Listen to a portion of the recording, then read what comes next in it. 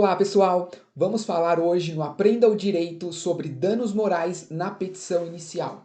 A gente tem percebido que é uma dúvida muito recorrente entre os advogados com seus clientes, que às vezes narra os danos morais e se torna um pedido inepto, quando não inepto, prescrito, ou facilita demais a parte adversa a fazer a defesa, no caso a reclamada.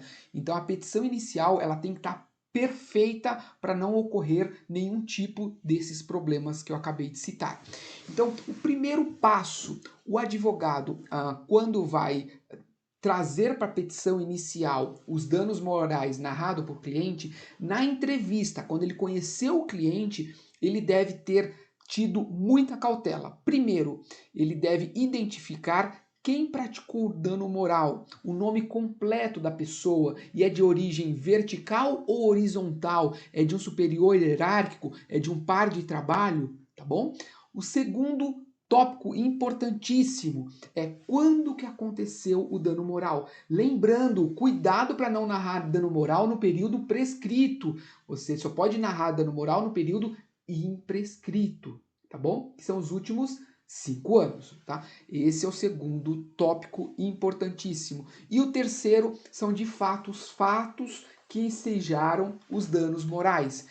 É muito importante aqui o momento de falar tudo sobre os danos morais é na petição inicial. Diferente dos outros tópicos, que na minha opinião, a petição inicial deve ser uma peça objetiva, sucinta, que vá direto aos pontos. Do dano moral, da mesma forma, traga os fatos concretos, reais, de forma objetivas. A gente vê muito advogado colando jurisprudência, colando a letra da lei. Cuidado, dano moral, seja direto, objetivo e fale tudo uma única só vez. A gente não pode falar um pouquinho, daqui a pouco a gente cola a jurisprudência e fala de novo a mesma coisa e repete de novo, se torna uma petição cansativa e pode levar à inépcia, não sendo tão valorizada como deve se valorizar.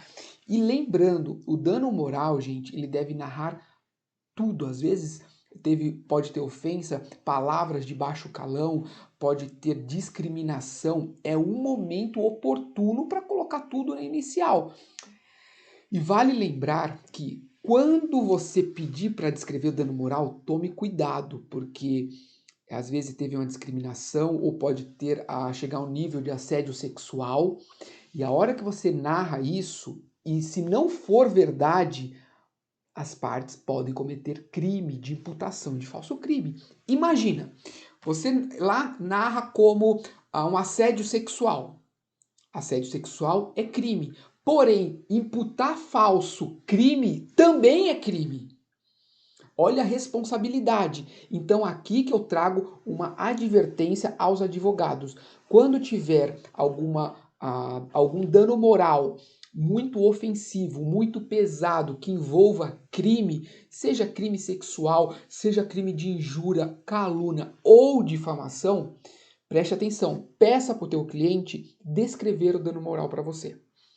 Então, peça para ele um e-mail ou a próprio punho para você ter esse documento para amanhã ou depois isso não respingar sobre o advogado. Então, é importantíssimo e dependendo do nível de dano moral, peça para o teu cliente assinar a petição inicial junto com você. Ah, mas é eletrônica. Imprime, escaneia e assina. Porque ali você vai estar trazendo crime para o processo. E se não ficar provado esse crime, se o teu cliente não tiver prova ou a testemunha não desencumbiu essa prova, vai voltar ao contrário. Então é muito importante que o advogado tenha essa cautela. Claro, agora se de repente é um dano moral de perseguição, um dano moral que não envolva crime, não há problema. Mas, por exemplo, que eu adotei aqui em nosso escritório, sempre quando tem dano moral, eu peço para o cliente passar um e-mail para mim, descrevendo com as próprias palavras dele, não peço nada demais. Falo assim, ó, coloca tudo o que aconteceu com as suas próprias palavras. Neste momento, o que, que a gente faz? O que, que você deve fazer? Leia aquela narrativa do dano moral que ele te passou e você vai filtrar e colocar no vocabulário técnico, jurídico, mas que traga fidelidade para a petição inicial. Passado isso, para não ter nenhuma sombra de dúvida, manda a petição inicial para o teu cliente. Fala assim, leia, veja se ele está de acordo, veja se eu consegui colocar no papel o que você me trouxe. Ele dá o de acordo por e-mail, você documenta isso, você está seguro. Amanhã ou depois, qualquer tipo de problema, eu não falei isso, não era bem assim, opa, está aqui, eu documentei. Isso é bom para ambas as partes. Primeiro que o cliente vai estar muito seguro com o advogado que colocou exatamente o que ele falou. O advogado, da mesma forma, vai estar muito seguro, vai estar muito tranquilo, porque o cliente dele que passou o e-mail para ele e depois ainda deu o ok na petição inicial. Isso são algumas técnicas para evitar grandes transtornos, grandes problemas. E nos danos morais, gente, não dá para falar pouquinho sobre os fatos e depois querer complementar. Não dá. Tem muitos juízes que nem permitem que você faça pergunta que seja diversa do que você narrou na petição inicial ali nos danos morais.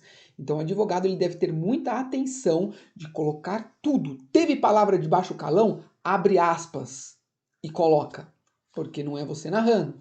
Teve ofensa? Abre aspas, coloque. Teve troca de mensagens pesada? Dá um print dessa mensagem de rede social, ou do WhatsApp, ou do Telegram, e junte, não tem problema. Mas o mais importante é essa transparência, tá? E não esqueça daqueles 3 tópicos iniciais que eu falei, que eles são importantíssimos, que eu vejo muito advogado narrando fato prescrito em danos morais.